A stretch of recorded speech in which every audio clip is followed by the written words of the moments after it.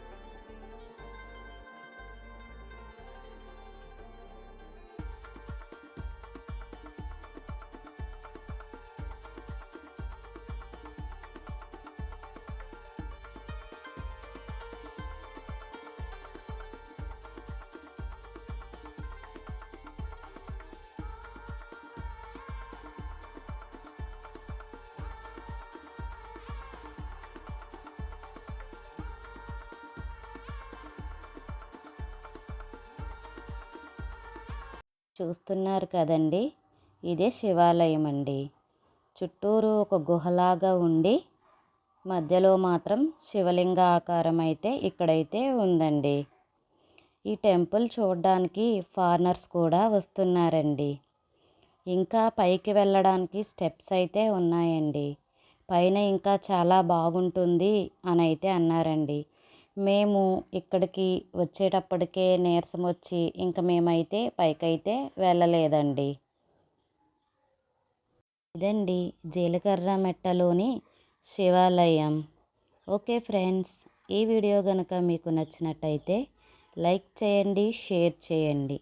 ఇలాంటి మరిన్ని వీడియోల కోసం నా ఛానల్ని సబ్స్క్రైబ్ చేసుకోవడం మాత్రం మర్చిపోకండి.